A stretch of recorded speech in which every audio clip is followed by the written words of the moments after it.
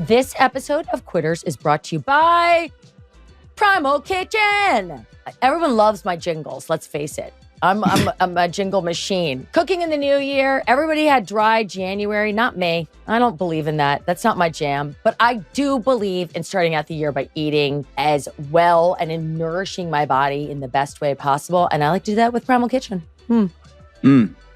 I also like to do that with Primal Kitchen. Primal Kitchen products are made with purposeful, high-quality ingredients, good fats from plant-based oils, no refined sugar, and most importantly, delicious flavor. What that means to me is they're made with stuff that you are supposed to eat, basically. If I just had to make it very simple for myself, which I do, it means that the food is going to be good for you and it's not going to make you feel bad. Let me tell you, there's a lot of stuff about there. They've got great recipes online. They've got lots of flavorful things, dressings and condiments. Staple in my kitchen is the avocado oil spray. It has replaced all other cooking sprays in my home. I don't know doodah about oil. All I know is that this is a good fat and it makes really great eggs in the morning. Love it. Delicious. Bomb. Quitters listeners can save 20% at primalkitchen.com/quitters or find Primal Kitchen products at your favorite local grocery store or retailer. That's right.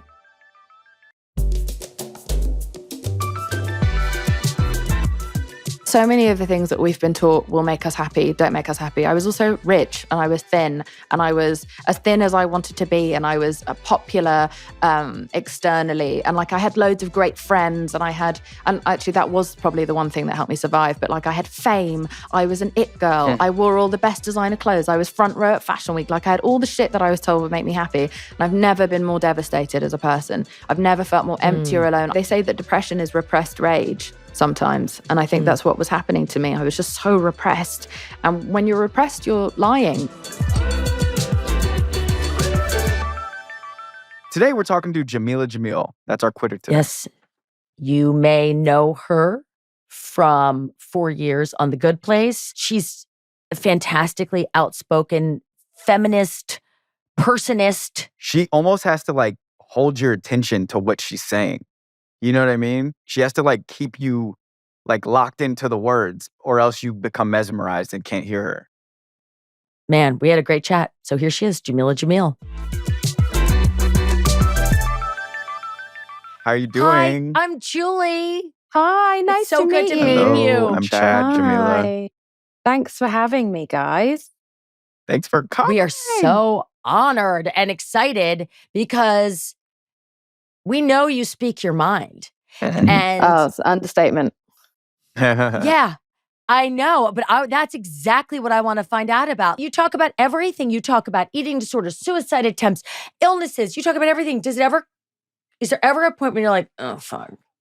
I'd say constantly. I'd say constantly. That's how I feel. I get a lot of pushback, and I think that's partially because we're not accustomed, really. You know, it's really been since Me Too that we've had women speak out and start to tell the truth about their experiences. And I think we still find it very jarring, and we don't really know what to do with it when a woman is just being open and when a woman is being fallible and openly fallible. We don't like women who make mistakes, and we don't like women who make mistakes and then stick around. We want them to fuck off and lock themselves in a closet, you know, somewhere until they can repent for their sins. And by the time they come out, they might look older. So therefore we mustn't see them because we cannot see a woman, no. you know, who looks older. God forbid she gained any weight in that closet. No. I think that I think people just sort of don't really know what to do with me because I operate without shame, and so it just is what it is. And I think we need fuck up representation in this world. You know, we can't have representation of everyone out here being perfect, looking perfect, saying the perfect thing. It's not good for anyone. It's not good for the people who have to maintain those standards, and it's not good for people who read about those people or watch those people. That's how it oh God, sorry, that's my Ring app. 1 second, I'm putting my phone on. Heavens. But that's probably the patriarchy coming to pull me away for even saying any of this. But it's not good for us to see it. It wasn't good for me as a kid to see all these perfect people who never made any mistakes. Because, like in mathematics class, like you wouldn't get all the points if you didn't show your workings out as to how you arrived to that logical conclusion.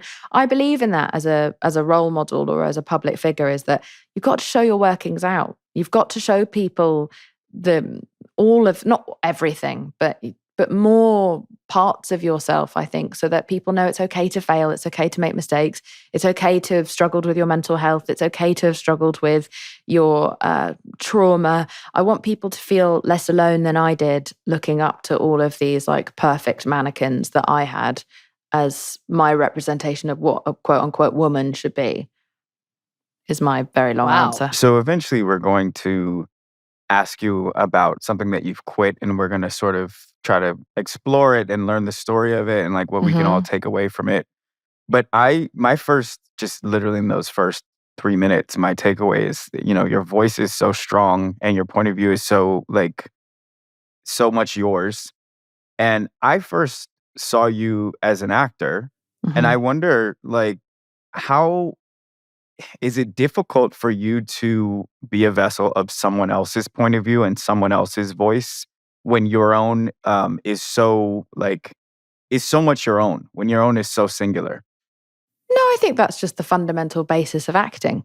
I think all the people who, I'm sure that poor guy who had to play Jeffrey Dahmer, struggled, poor old Evan. But no, I don't feel that way. As far as I see it, it's entertainment, and I'm here to be a clown. I choose comedy roles. I choose like very extra and ridiculous comedy roles because I enjoy embodying someone else. I particularly go out of my way to play women who misbehave, who break the status quo, who are unlikable, and who are rebellious in some way, and who are chafing. I like to play chafing women who just chafe other people, because I think that it's exciting to have the liberty and freedom to be so unlikable.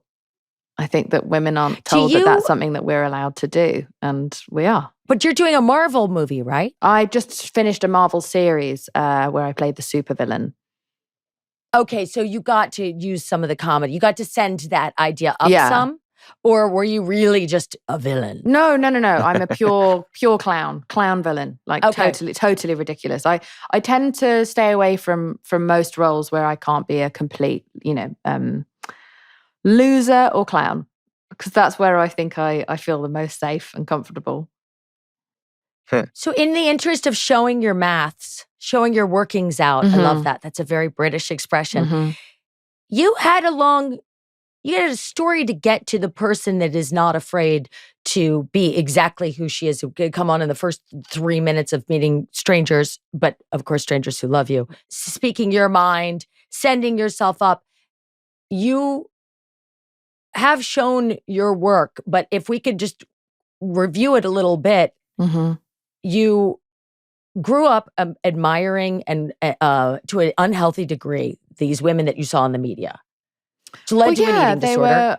I would say a combination of things led to my eating disorder, but just thinking that we were so bombarded in the 90s with images and stories about it was really the like meteoric rise of celebrities and feeling like you had some sort of access to celebrities. And so, I think that was the era where religion truly died in the West. And we had this void of something to worship, and it turned into celebrities. And that's when the paparazzi culture rose. It's when tabloid culture rose. And so we were just, especially as young girls, like bombarded with that. And so what you start to think is that they are your role models, and that's what a normal woman is supposed to be. And if you are not like them, that's the whole purpose of the advertising around them and the airbrushing and everything, is like, this is what you're supposed to be. These are your icons. These are your, this is what you're supposed to aspire towards. And if you fail, if you fall short of that, then you need to go out and buy all these products to help you get closer to what that is.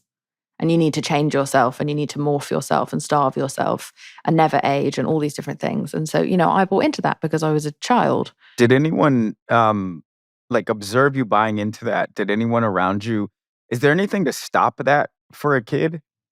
No. And I mean, it was hard then because at least I had to go out and spend like $4, £4 on finding that toxicity and reading and taking in those terrible images and watching. I'd have to seek out those films and those TV shows. Whereas now, I can't imagine how you would escape it, because it hunts you as an algorithm. The second you put your age and your gender into a social media platform, when you join, you are instantly without your consent, put into a targeting line for ads and content and things that are going to make you feel bad about yourself, so that because unhappy people are more likely to buy shit. As soon as I can always tell when I'm quite a detached person, and I can't always tell how I'm feeling, but my habits and my behaviors are how I can see what's really going on inside. And when I start buying nonsense online, it suddenly become aware, like, oh, I'm not okay. I'm trying to fill a void. And that is how human beings work. Incredibly happy, content people who feel good about themselves, who have high self-esteem, are less likely to constantly acquire. It's just a known behavioral pattern, and we're preyed upon. And that's why women, we make up 80% of the consumer market still, I believe. And that's why we are the ones most targeted to feel like shit about every single part of ourselves, so that we will go out and buy and continue to grow the market. Why don't you know what you feel most of the time? I don't know. I'm still figuring that out. But I'm just a detached person. I've been through a lot. Maybe it's that. But I'm just someone who's not terribly emotional. And thank God, because I don't think I would find it so easy to do what I do in the social justice space if I did take things personally. But I really don't. And so it's kind of like a superpower, when you're doing this. But that is the kind of superpower that is directly, sort of diametrically opposed to somebody who is a young woman with an eating disorder. Having been a young woman with an eating disorder, now I'm old and don't have one. In my experience, I was nothing but feeling. And I wanted to stop the constant feeling, the feeling of less than, the feeling of shame, the feeling of I needed to be different, the feeling of depression and anxiety. So you have to have gone through a fairly major transformation to get to a person that goes, I'm detached from that. Are you aware of that transformation? No, I think there's just too many nuances regarding eating disorders. Some people do it because they want to feel a sense of control. Like some people do it because they want to feel something at all. I think I did it because I wanted to assimilate. I think my reason for wanting to look a certain way was because I thought I would be, there's a tribal fear of like, if I am different, if I am other, I will be abandoned. And, our brains just haven't updated in the last 2,000 years. We, especially given how much technology has advanced versus how slowly we have advanced. We still think that we are at any moment in danger of the saber-toothed tiger. We see some negative tweets about ourselves, or we get some horrible text messages at school. And we feel the same feeling of when you are isolated in the middle of a field with a fucking predatory feline animal. I was already an odd kid. I've always been odd, and I've had odd, behavior. I've never been very good with social cues, receiving or giving, and I also came from a very poor background, but I got a scholarship into a really, really rich school full of kids whose parents owned things like Del Monte. It was a ridiculous level of wealth that I was around. And I was Pakistani in a time where it was and Indian, in a time where it was not cool to be either in the United Kingdom. It was a super racist time, super Islamophobic. And that was pre 9/11 when it got worse. So it's just there was so much. Wow. I was 15 when that happened. And so I just watched it kick up 12 notches. So the thing that I wanted was just to stop standing out. And we didn't have a lot of South Asian representation in media, so I didn't think that was something I was supposed to do. I thought there was a reason we were erased, because we should be hidden. I had huge shame around where I came from, and I wanted to distance myself from my culture as much as possible as a kid. So I think I just wanted to assimilate. I wanted to be accepted, and I thought, well, at least if I'm skinny, if I can almost make myself invisible, but also at least if I'm skinny, then they might accept me. And, they didn't anyway, so it's for nothing. Did you change other things about your appearance to try to assimilate at that time? Did you dye your hair or change the way you dressed or? No, I haven't changed my hair in 35 years, which is really insane. Good. That's why it's so thick and beautiful. It's the Jennifer Aniston school of hair. No, I didn't change anything else. I was just trying to I think I tried to change my behaviors constantly to try to become less annoying or less grating for other people. But, again, I think inauthenticity rings, I don't know, it comes through. And so you still end up making people uncomfortable. So, I wasn't terribly popular until I was about 19. I didn't really have like a lot of friends, and so, but no, it wasn't about around my appearance, but I did try and change myself quite a lot. And then when did that turn? It's been a sort of slow undressing, really. It's been a slow quit, a quiet quit, of trying to please other people. I think a bunch of health scares and a bunch of nervous breakdowns. I think probably my big nervous breakdown when I tried to kill myself when I was 26 was probably like the big final crash where I was like, if I keep going like this, if I keep wearing all these masks, if I keep living for other people and not for myself, then I'm just not going to be here very much longer, because it was the second time I'd attempted and I just knew I would try again. So I started this sort of experiment at 26 to save my own life, to think, what if I just said exactly what I thought all the fucking time? What if I just told everyone to fuck off? So prior to that, you were not speaking your truth all the time? No, not all the time. No, I was just sort of slowly dipping like my toe in the waters of honesty. But, like there was so much pressure, and I'd become famous at 22. And so then the pressure, and in England, like there's so few people there that when you're famous, like you exist in a fishbowl, it's just that there's no privacy anywhere and there's a media obsession frenzy around you. And so I didn't have space. I was in my 20s, but I didn't have space to become who I was going to be. I was just so bombarded with what everyone else expected me to be. And you have to kind of hold these multitudes of what all these different millions of strangers want you to be all at the same time. And it just broke my brain. So at 26, I had a nervous breakdown. I really went completely fucking mad, like properly mad, like didn't brush my teeth for like 4 months mad. And your teeth look really good. Big healthy. To my dentist, honestly. He brought me back from the brink. But shit. When you just sort of like lose the will to live, and so you're just sort of like, why would I do it? Like, I'm not going to be here much longer. Why would you? Yeah, why would I bathe? And so it got very Saddam Hussein at the end vibes. You know what I mean? Like in a cave with a Mars bar. In the spider hole. So if to say it back to you to make sure I'm tracking. So it's, you were young, and to survive, you were trying to be somebody else, basically. Mm-hmm. Yeah. So like anyone else and everyone else, I would become whoever I was in front of. Like a chameleon. For survival, yeah. Yeah, and then, for what I thought was survival, Like and then that literally almost killed you, that thing that you were doing to survive. Yeah. That's irony. Yeah. That sucks. I know. And so, but I mean, that's just it. It's like so many of the things that we've been taught will make us happy, don't make us happy. I was also rich, and I was thin, and I was as thin as I wanted to be. And I was popular externally. And like I had loads of great friends, and and actually that was probably the one thing that helped me survive. But like I had fame. I was an it girl. I wore all the best designer clothes. I was front row at Fashion Week. Like I had all the shit that I was told would make me happy. And I've never been more devastated as a person. I've never felt more empty or alone. I didn't get to spend time with my amazing friends because I was always fucking out doing bollocks celebrity bullshit. Like I just, none of it brought me happiness. Like pleasing everyone didn't make me happy. Swallowing shit and being the girl that didn't create any disruption didn't make me happy. I was just, they say that depression is repressed rage sometimes. And I think that's what was happening to me. I was just so repressed. And when you're repressed, you're lying. You're lying to other people, and you're lying to yourself because you're not getting everything off your chest. You're not telling people how you really feel. And it creates this sort of distance between you and the version that everyone else gets. There's a sort of like empty moat between who you really are and who you present to the world. And therein lies the emptiness that I found to be my depression. So when you were at that podcast? Sorry. No, this is amazing. You're amazing. There's so many there's so many quits in here. I would do everyone like this if we could. I would too. I was thinking earlier today, I hope that I know. I knew it was you, but I didn't know. I don't have any media training. Well, I literally was thinking like, I hope that this person isn't chipper. No, it's unbearable. I can't stand small talk. And now a word from our sponsors.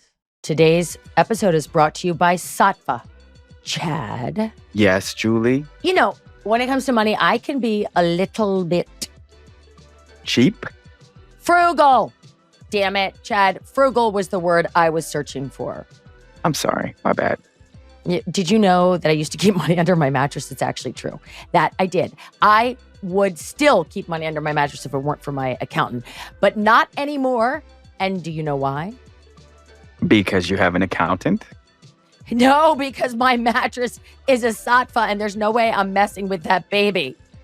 Solid thinking, Julie. I have a Sattva too, and I know exactly where you're coming from. And Sattvas appeal to my frugal side as much as to my backside because they're surprisingly affordable. That's because they're sold online without the retail overhead. So they cost about half the price of the top retail brands. Listen, if you want the most luxuriously comfortable night's sleep, but you don't want to spend a small fortune, do what Chad and I did. Get a Sattva and put your money in an IRA or the bank or some kind of savings thing. Get an accountant. Whatever you do, don't stick it under the mattress. And right now, save $200 on $1,000 or more at sattva.com/quitters. That's SATVA.com/quitters. This episode of Quitters is brought to you by Primal Kitchen. Everyone loves my jingles, let's face it. I'm a jingle machine. We're coming out of Black History Month. We're going into Women's History Month. By the time you hear this, it'll be Women's History Month. Women's History Month. And Primal Kitchen is co-founded by a female and run by Morgan Bueller-Zanotti, proud mother of two with another on the way as the female founder of my own little tiny empire. I really appreciate that, and I want to support her. So go to primalkitchen.com/quitters or find Primal Kitchen products at your favorite local grocery store or retailer. Let's support a woman-founded business that will make you feel good about what you're eating. Quitters listeners can save 20% at primalkitchen.com/quitters or find Primal Kitchen products at your favorite local grocery store or retailer. Quitters is supported by Starbucks. Yeah, life moves so freaking fast. Starbucks ready-to-drink coffee delivers an uplifting boost that helps you tune into the moments that matter wherever you are. It's Starbucks coffee, conveniently packaged for life on the go. Yeah, completely. As a mom of three, my hands are totally full between soccer and tennis, and then there's track right now, and there's never enough time in the day to actually, for me, stop at a Starbucks and get a drink. That's why I love a bottled Frappuccino chilled coffee drink. And I have my favorite Starbucks coffee ready when I am. I don't need to stop anywhere. I don't need to pick it up. I don't need to order in advance. I got it at home. I like to start my day with coffee, especially when I'm recording a new podcast, which is basically now. I have coffee right here. I start every day with coffee. My go-to is Starbucks, ready to drink coffee for that uplifting boost I need to conquer the day.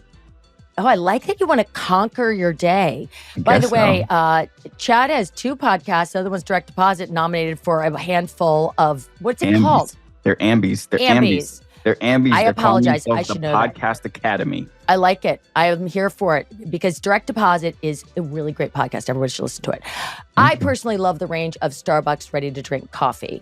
You know, when I want to grab a Frappuccino chilled coffee drink, or honestly, this is the one I like the best. Nitro cold brew, because I'm not a really sugary kind of gal. You might not have noticed this. I like it straight in the vein. If Starbucks could just give me a straight in my vein coffee, that's what I would do. There are so many good choices. Doesn't matter what mood I'm in, I want it straight in my vein. Starbucks coffee, ready for you right now. Shop the full lineup online or in-store, wherever you buy groceries. Yeah. Today's episode is brought to you by Starbucks, ready to drink coffee. If you're confused by this concept, it's right out there. Ready to drink. It's right there. Tune into moments that matter with the uplifting boost of Starbucks Mocha Frappuccino chilled coffee drink or the Nitro cold brew. I'm just saying, available now, online or wherever you buy your groceries.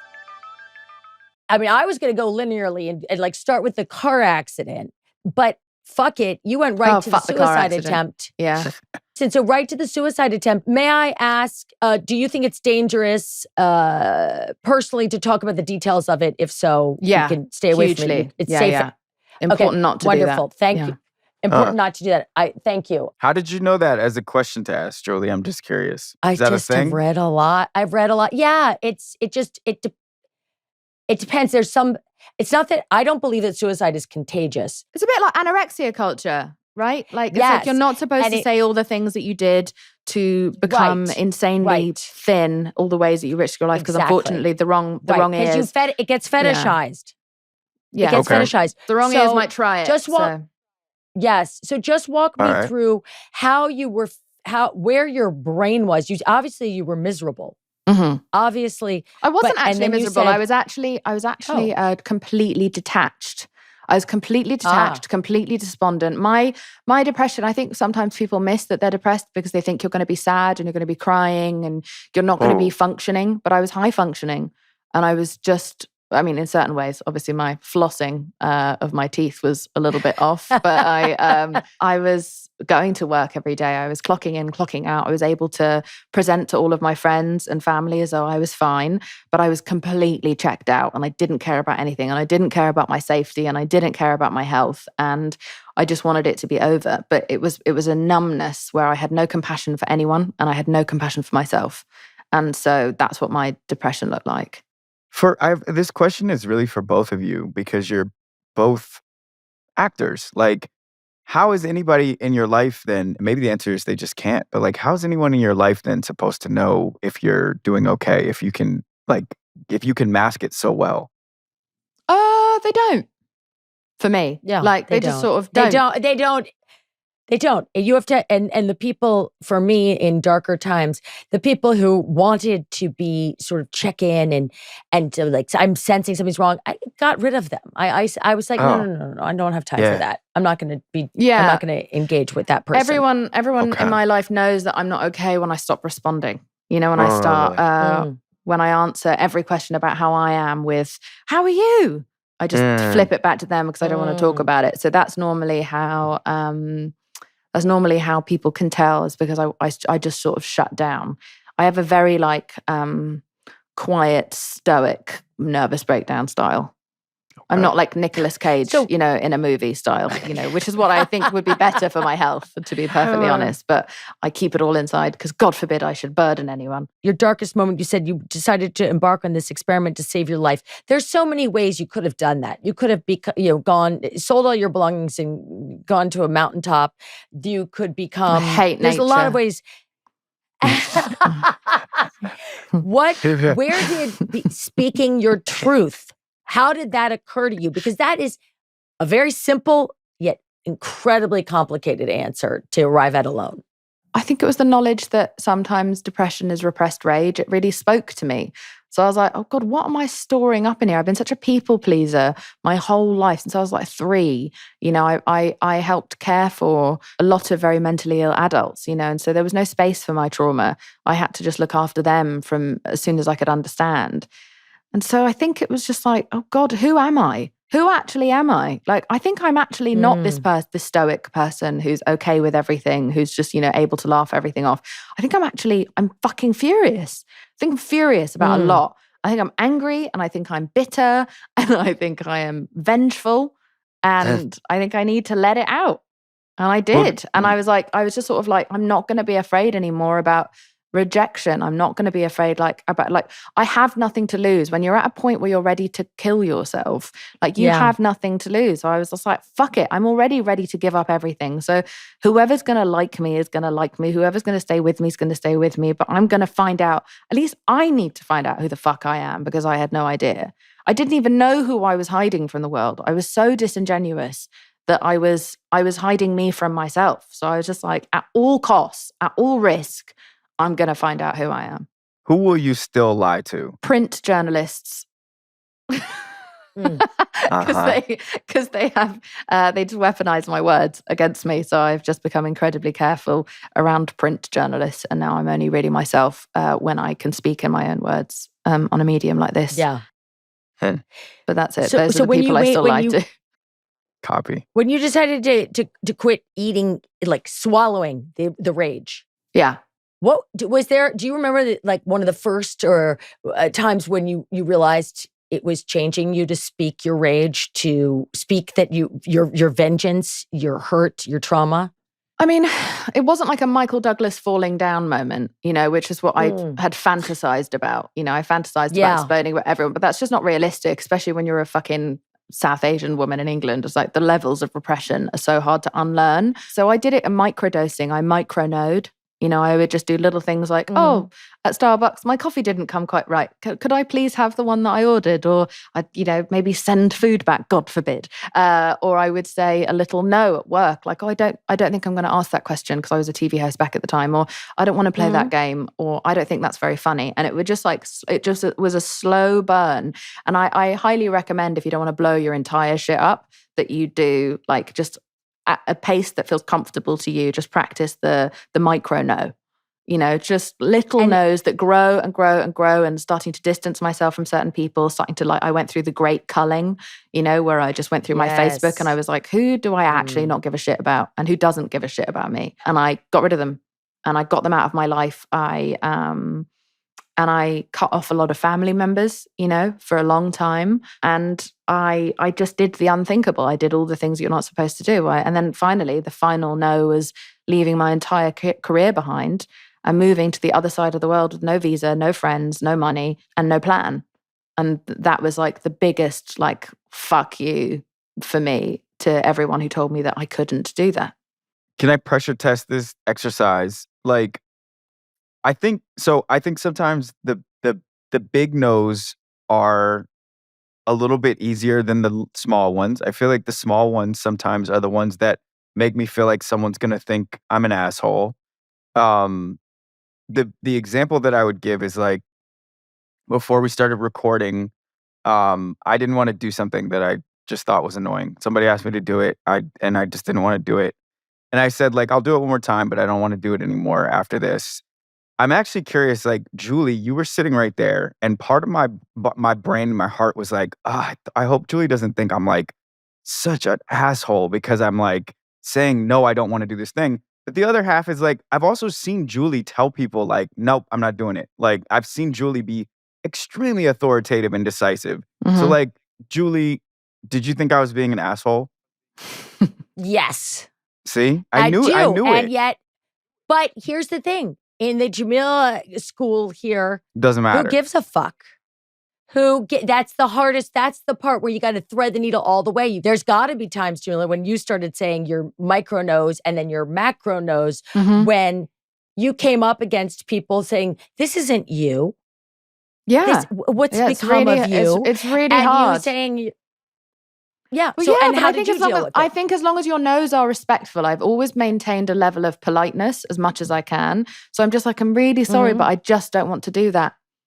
And that just has to be that. There are some times where you have to give in, and you have to, there are some moments where you have to kind of choose your battles. But generally, I'm just very polite. And, I think watching Ted Danson for 4 years do that, he's so expert at his agency. And part of that comes from being an old white man, so that's an extra level of confidence and brazenness that comes with that. But, he's just so kind when he says no that you don't even realize, people don't realize they're being rejected. They ask actors, especially in comedies, to do all kinds of really sometimes badly thought out nonsense for promo. And things that aren't actually, and people who aren't actually comedians are coming up with ideas for comedians to do. And they're not always very good, or they're a bit cringe. And so they would just be like, Ted, and now can you do this? And he'd be like, oh, sorry, I'm not going to do that. And then he'd be like, but thank you. And he'd just walk off. And it felt easy and charming. He delivered it like butter. And I was like, oh, okay, I'm going to pick up on that and find a nice, kind way to be I'm so sorry. But that's actually just not something that's going to happen, I'm afraid. Let's find something else. Do you feel better or worse after that? I feel great. What do you feel? Fucking amazing. It's fucking addictive. It's addictive. And even if Julie did think you were an arsehole, I'm proud of you for saying no when something was making you feel uncomfortable in your gut. Because at the end of the day, I can tell already from the interactions I've had with Julie that Julie ultimately would prefer for you to be happy than not happy and wants you to advocate for yourself. So it's these moments are always going to be slightly grating, but it's It's addictive and it's empowering, and it means that then this is how we get to fucking know each other. Yes, I agree with you that I do think Julie wants me to be happy. I pretty much know that almost. I feel really certain about that. But sometimes there's conflict. And like, if that's in conflict with somebody else's, no, I don't want to do that, then I don't think it's as simple as just like. But that's where compromise comes in. Like, that's where compromise comes in of like, I don't want to do that. Let's find something else. Like, there's almost always another option. And so it's about finding the middle ground. Like, I feel like our generation is continuing to lose the art of compromise. Look at our political landscape. Like, oh my God. It's like right or left. And if you're not left enough, then you're right wing. And if you're not right wing enough, you're fucking left wing. Like, it's like no one can have a fucking conversation anymore. It's devastating. And so like, we have to learn the art of compromise. There was a time where we were getting there. And since the era of social media and the era of social justice, like entering kind of like everyday living room chat, we have grown to feel affronted by a difference of opinion on a personal level. And our feelings overtake like fact. And so it's important just to know that these things aren't always going to be easy. But what happens is at the end of the day, like growing, there are growing pains in building your boundaries. But once they are built, you have better, stronger, and more honest relationships with the right people. And you learn who can respect those boundaries and who can't. And if they can't, they have to go. And that's okay. Yeah. And that doesn't have to be acrimonious. It's just we want different things. So we need to go in different directions. And I have done that a multitude of times and found myself now in better working relationships, better friendships, and a better romantic relationship for it. And it wasn't fucking easy, but it was so fucking worth it. Yeah. Do you compromise with yourself? What do you mean? You're saying we need to value compromising with each other. I agree. Mm-hmm. I think we're losing that ability. I think it sucks. Do you do that with yourself, though? Like, do you feel this and instead say that? Not with myself, but I will have a word with myself where there's sometimes it's like something I don't want to do or someone I don't want to interact with, but I know it's for the sort of greater good. And I just suck it up and I just go like, this is going to be pretty fucking annoying. But there's a greater purpose that will inherently like benefit me later. So I'll just suck it up and do it. But no, I have a very honest relationship with myself now. When you left England and like packed it up and took off, it was because if my research is right, you've been told that you only worked because you were pretty. No, it was a multitude of things. It was like I wasn't being given opportunities that I like wanted to just try out at in things like comedy. Mm-hmm. And they would tell me that no one wants to hear me. They just want to look at me. Right. And I was also 28, which is like pushing the edge of your career back then in England. Right. Where you have to start competing on reality TV shows to stay relevant. Right. And that's fine, but I can't dance. So, or skate. So that was not going to go very well for me. You saved yourself a lot of pain. Yeah. But you took off and you did radio. I left TV to do radio to prove to people that I could have a career when people can't see me. And that went really well for a while. But then still I was then now, after a few years of doing that, pushing 30 and being told that the doors are just closing because now they're looking for the next crop of 22-year-olds. And so I wanted to move I just wanted to get the fuck out then. Like I refused. I hadn't come all this way with my mental health and with my ability to like advocate for myself just to be told where the ceiling is. It's like, I'm going to fucking decide where the ceiling is. And I heard that America was a land of opportunity. And so I got on a plane. I believed what the movies told me. And they weren't wrong. Oh, boy. Because fucking hell, like I came here and my life exploded. And I was never told that would happen. Everyone was like, you're too curvy for Los Angeles. You're too old to start your career now. They don't really like Asians, in this industry. So I was discouraged in every way a person could be discouraged. But I don't know, like I was in my fuck it bucket era. So I went anyway. And thank God I did. Because look at how my life changed. I look at you right now. Mm-hmm. And if someone's listening, I'll tell you that and everybody knows Jameela is very beautiful.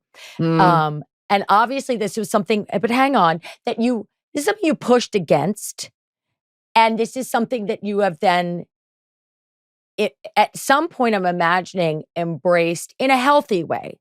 And I want to ask you about that arc from the time when you were like, fine, fuck you. You think people don't want to hear me. They just want to look at me.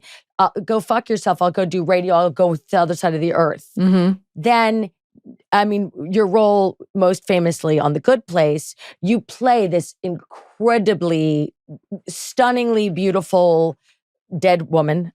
And for comedic effect. But as I look at you right now, you're not unkempt. You haven't purposely made yourself look unattractive. You are comfortable, it appears to me, being a person in her own skin. Her skin happens to be quite lovely. I also have to admit that it was I celebrated my birthday last night and I haven't showered yet. So this is last night's makeup. But thank you very much. Happy birthday. Thank you. We can't smell you at all. I don't move when I sleep. I basically sleep like a vampire. So I'm able to not smush the old makeup. But are you with The Good Place? Yeah, deadly serious. It's Natasha Denone eye makeup, like does not fucking move. Anyway, shout out to Natasha. It looks like you just got it. I know, it's fucking crazy, isn't it? But it's also why I'm going to like go blind at some point because I am getting God knows what kind of bacteria in my eye. What I will say is that The Good Place was not something I planned on. I didn't come here to be an actress. I came here to be a writer.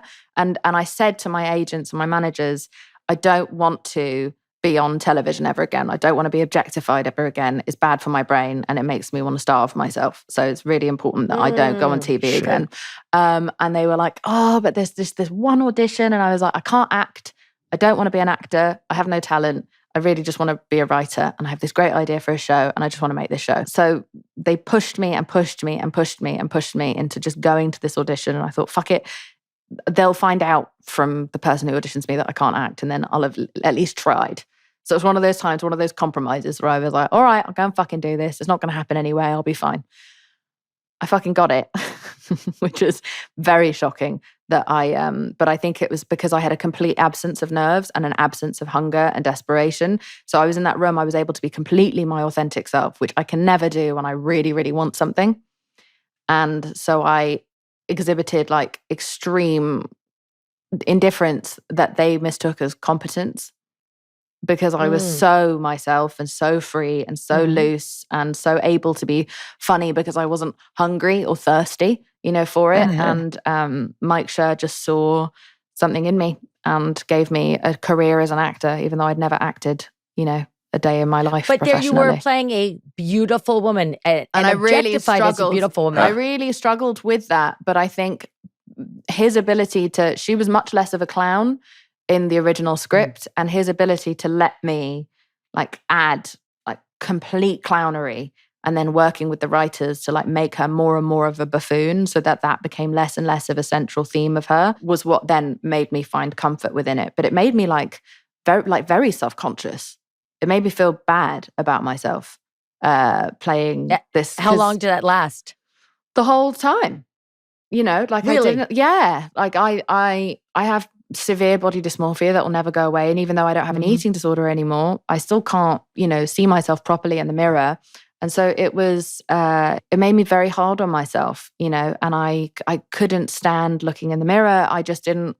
I just had to kind of almost like blank out the lines that would be about me being a sexy giraffe or anything like that. And I think because they knew I was uncomfortable, they started to like get rid of that over each season, and it became more about how ridiculous and funny the character was rather than the way that I looked. But it made me super uncomfortable. Like I thought I was going to get bullied online because I was like, in my head, I was like, I'm playing this woman who everyone keeps saying is beautiful, but then everyone's going to see me and they're going to make fun of me and think I'm really hideous. And so like, it just felt like a send up because I'm clearly, still struggling with severe dysmorphia, but I don't think it's ever going to go. I also suffer from dysmorphia. Can you describe what that's like for people who I've tried to describe it? I would love to hear your description of what it's like, because it's very real. It is a very weird thing, and you can know you have it, and it can be happening, and you can cognitively intervene and say, this is dysmorphia, and it still happens. I don't really understand it, to be honest, because I can see a photograph of myself and see myself clearly. But if I look at myself in the mirror, I see a completely different person. Like I can not like a sort of like a balding white man with a moustache or something like that. It doesn't go that far, but it's like, that would be fantastic. I think I just look like swollen or unwell or just like shit, or I I see a very different body to the body that I have. And I feel like I'm being gaslit by my trousers because they fit, but like they don't look like they fit in the mirror.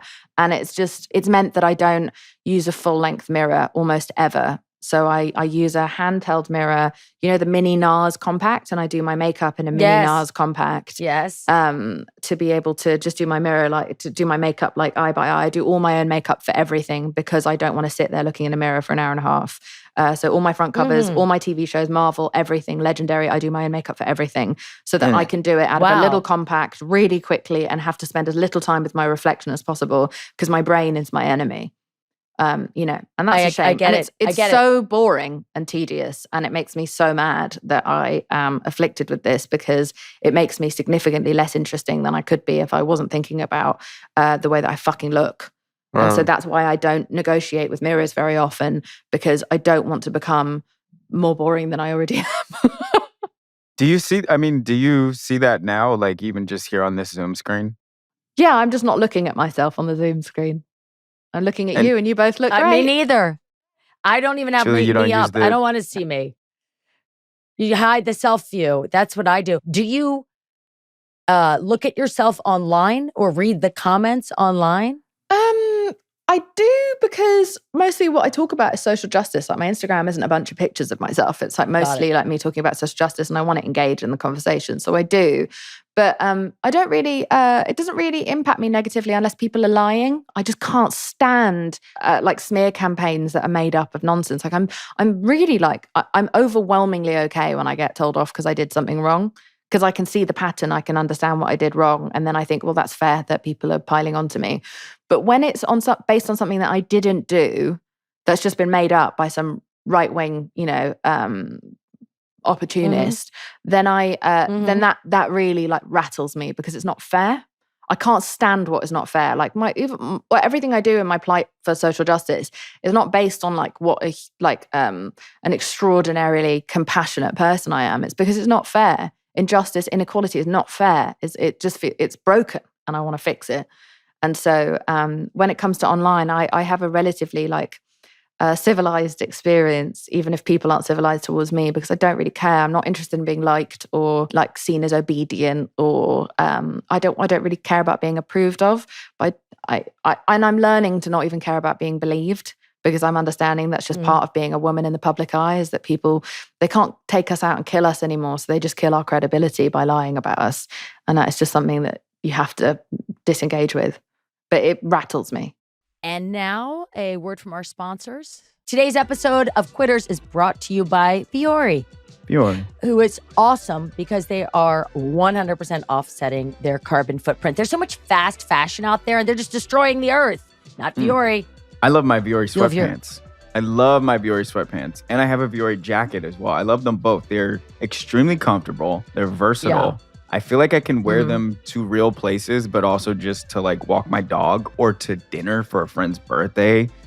And they do what you want them to do. The sweatpants are comfortable, but you're warm. The jacket is comfortable, but you're warm. I feel like I look like what I'm about to be next week, which is like a 35-year-old person. Like a real person. A 35-year-old person. Like a real person. You know what I mean?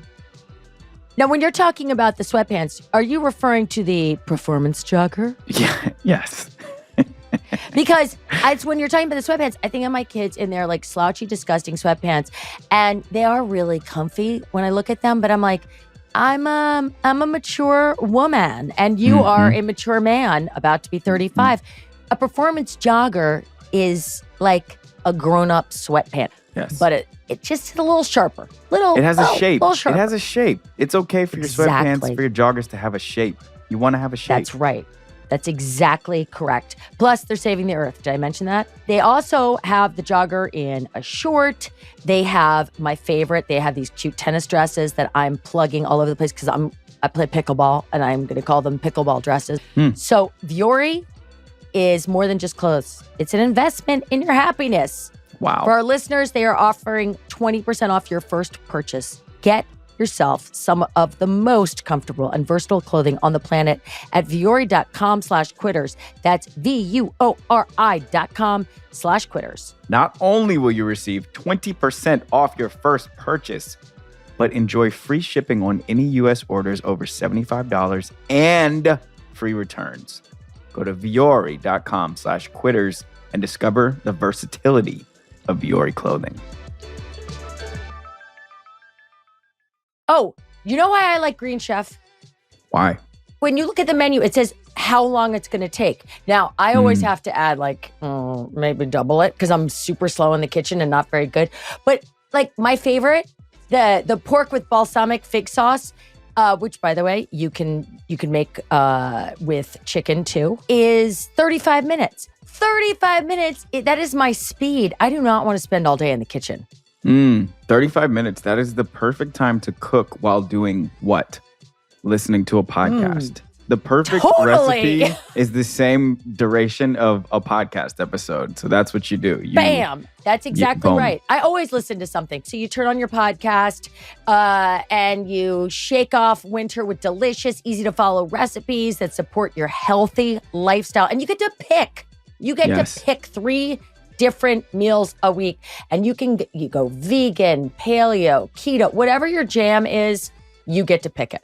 The thing that I love about it is it tastes like food, it tastes like delicious, all at the same time. You don't have to sacrifice any one of those 3 things while eating it. Here's another great thing that they're doing, because I like it fast, 10-minute lunches. Okay, so for me, that's 20 minutes, because I'm slow. Let's just pad it. I'm slow. 20 minutes, I can do 20 minutes. That's a shorter podcast. But it's 20 minutes. I can totally do that. Tell us where to go. Where should we go, Chad? Go to greenchef.com/quitters60 and use code quitters60 to get 60% off plus free shipping. Go to greenchef.com/quitters60 and use code quitters60 to get 60% off plus free shipping. You know what it is? It's the #1 meal kit for eating well. Ding! Ding!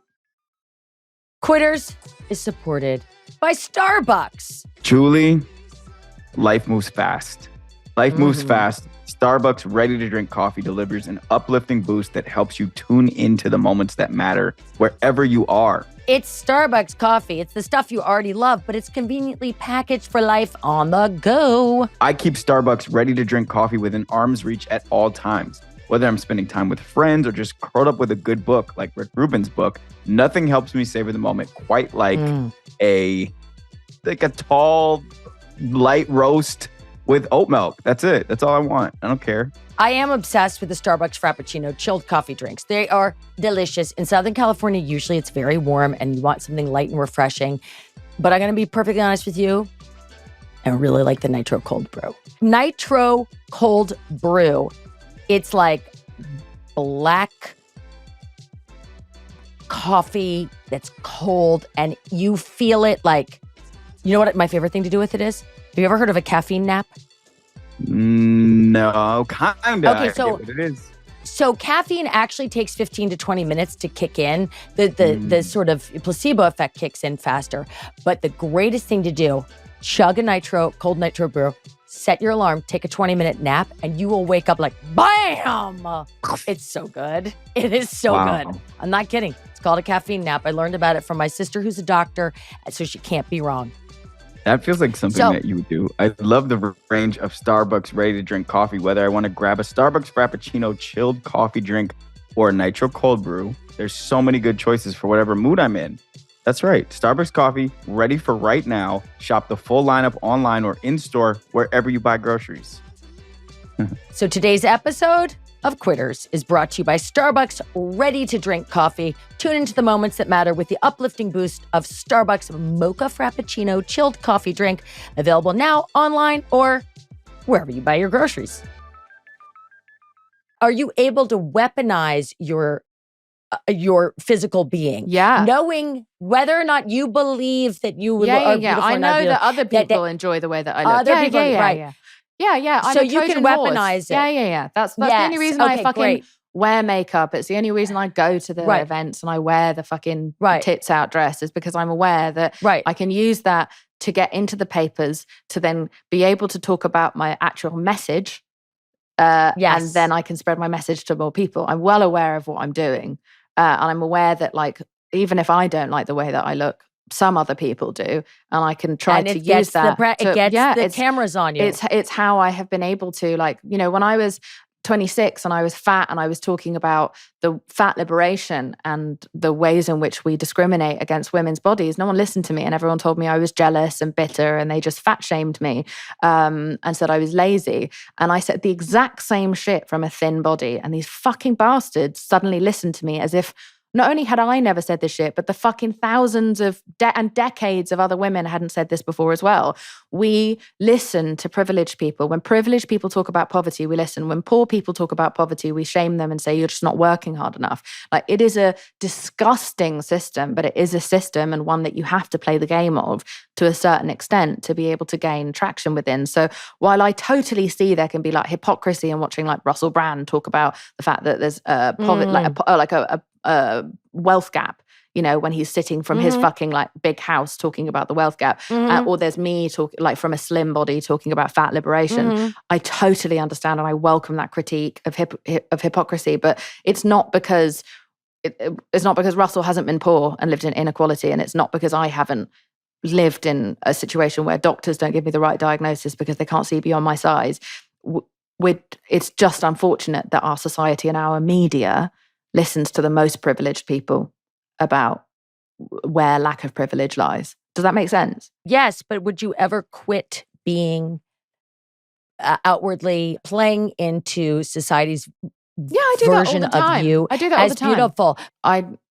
I've been every size that you can kind of be. Well, most sizes that you can kind of be. And when I got fat and I got fat shamed, I stayed fat as long as humanly possible at 26, just to spite the media, because I was being offered all these weight loss deals, and offered so much money to like promote these weight loss companies where they would give me a secret personal trainer and like take photographs of me as super unflattering pose, like in a bikini that's 3 sizes too small, because in their opinion, fat women don't know how to buy clothes. And then the photograph of me would be really well lit and slim, wearing really good fitting clothes, like with abs, after I've taken this like weight loss diarrhea shake. And so I was being offered those, and I refused to conform. So I have no problem in going without makeup online. I have no problem without going without makeup on television. I don't give a shit now. But when I know I need to weaponize the way that I look and utilize my privilege, I do, in order to, and without doubt, I can't think of an interview I've done where I haven't used it to talk about justice.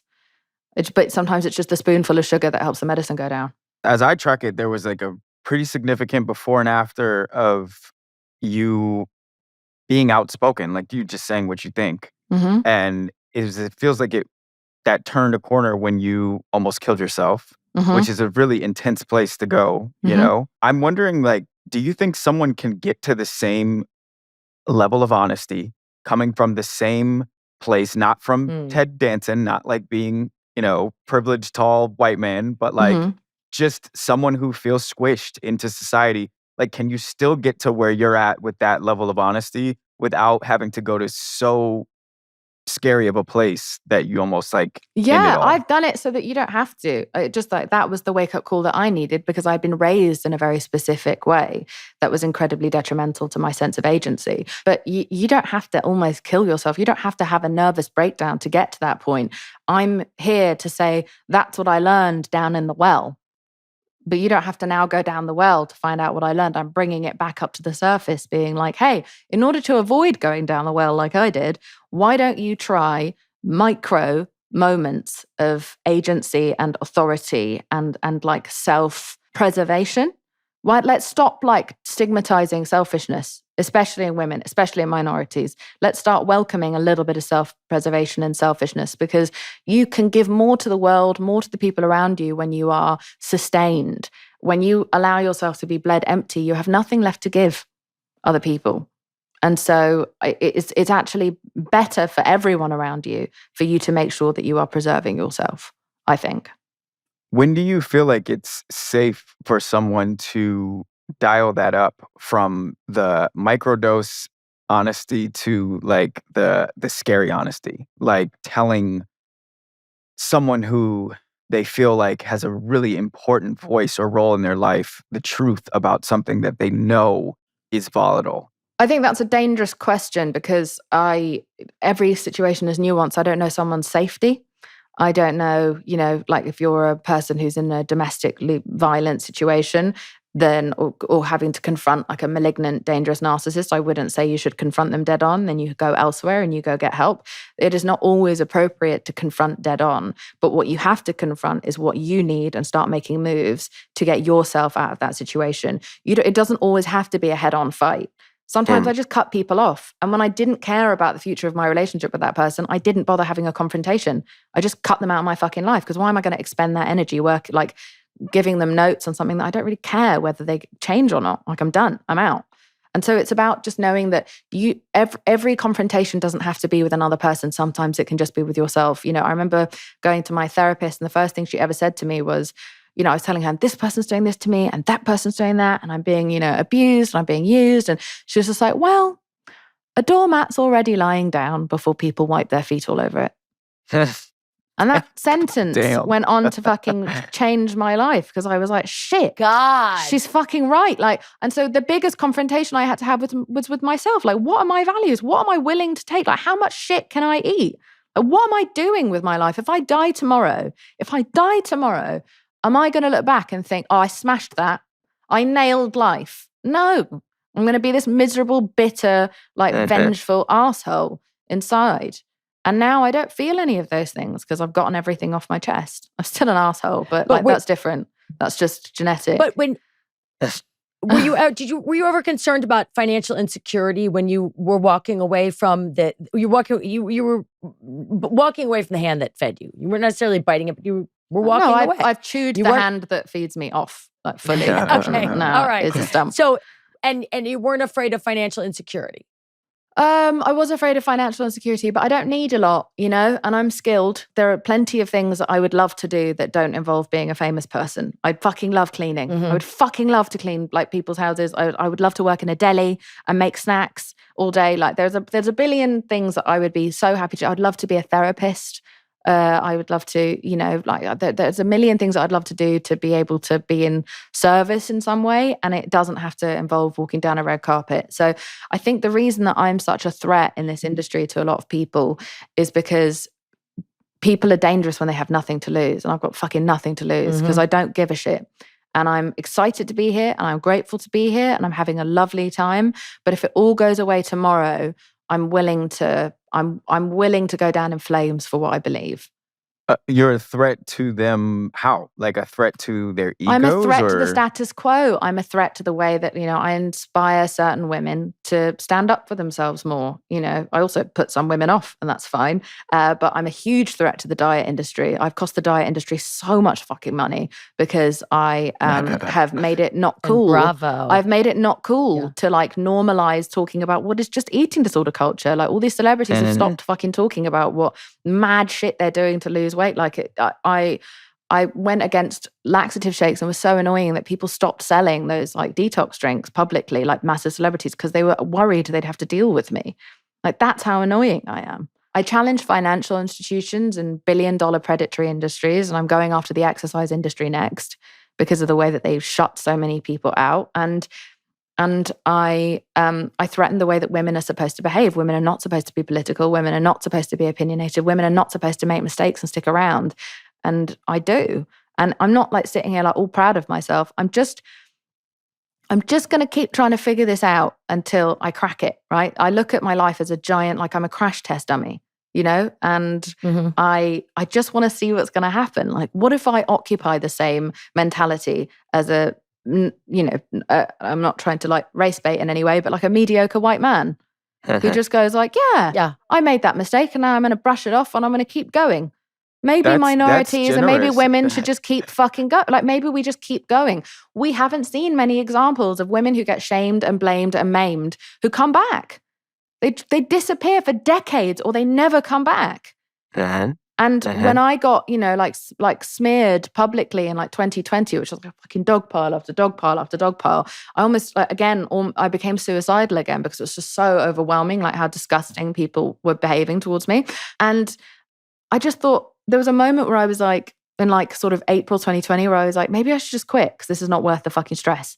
Maybe I should just bow out. And that's the thought that everyone has. And then I thought, nah, what if I just stick around?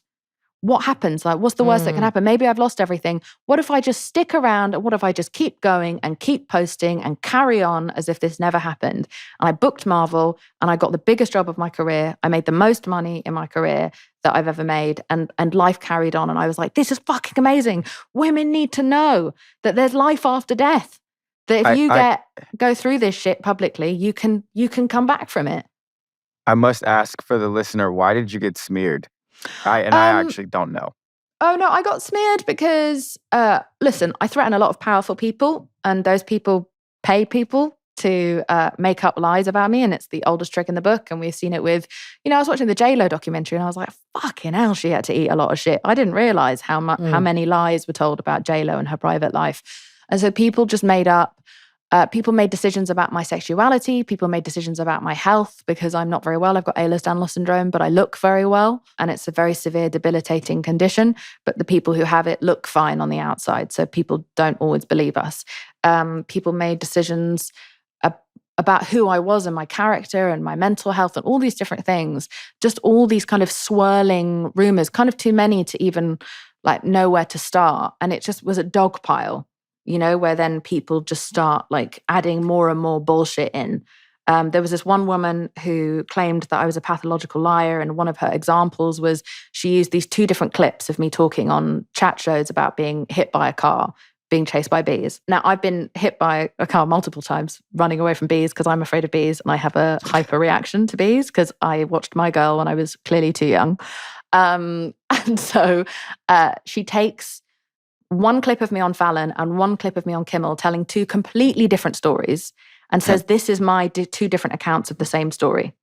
And people just believed that. No one looks into it. We don't look beyond headlines. We don't look behind someone's social media clip. We don't do our own investigating. And so via shit like that, people just started to come up with the idea that I was a pathological liar. And there's no way that this wasn't like a coordinated attack because I threaten so many different status quos. And now it's documented you only lie to print journalists. Yes, so that must have been the truth. I do lie to print journalists now. I'm much more polite than I would normally be to print journalists because they just take all of my words out of context so horrendously and they lie. And they sometimes will take different words out of an entire paragraph of what I say and use it to compile a brand new sentence, which is just fiction. Yeah. So I'm just done. I'm a little bit done with print. But yeah, it was just a really weird, they did it to like Anne Hathaway, when the world decided, and suddenly everyone started to find everything about her offensive. They did it to Jennifer Lawrence. We loved her. She's so relatable. She's just like us too. Ugh, why is she pretending to be so relatable all the time? She definitely faked falling over. Fuck Jennifer Lawrence. We did it to Angelina Jolie. We decided that Brad Pitt had no agency in that affair and that Angelina Jolie is the devil, blood-drinking homewrecker. Like Meghan fucking Markle. We can't Jesus stop. Christ. We can't stop. Princess Diana, Jane Fonda, Gloria Steinem. Yeah. There's not a woman who has reached prominence who, unless she's been completely silent and not at all herself and hidden herself away, like the Cate Blanchetts and the Meryl Streeps of this world who managed to, Zendaya, like all these people who know that to survive, you have to take a step back. Live behind a wall. But everyone else, remember they said that Beyonce faked her fucking pregnancy bump.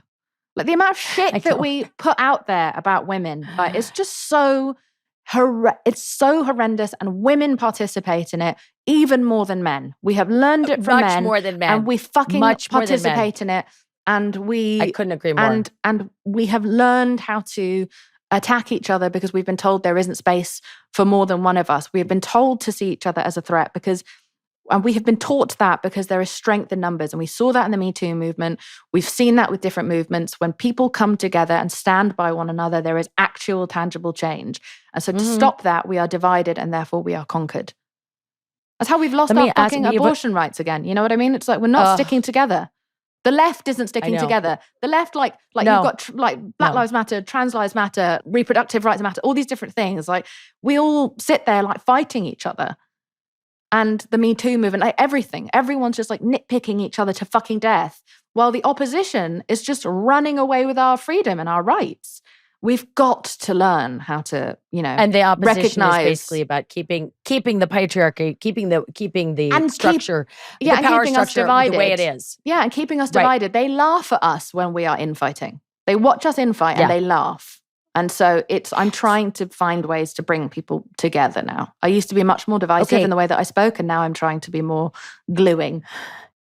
So I feel like most people can't see themselves clearly. What specifically defines body dysmorphia? Like, what is it that, as I imagine, it has something to do with like you?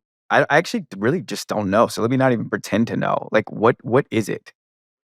Well, for me, it's about not being able to trust mirrors. And I related to Jameela. I didn't have a full-length mirror. I moved into this house that had full-length mirrors. And that was the first time I'd had a full-length mirror in years. Because I can't trust them. They are not trustworthy. They are unreliable narrators of how I look. And I know this because I can walk past a full-length mirror, and 5 minutes or 10 minutes later, walk past the same one and see two entirely different things. Mm-hmm. And I'm like, and so I cognitively intervene and say, this is dysmorphia. It isn't reality. The only thing to do is walk away from the mirror.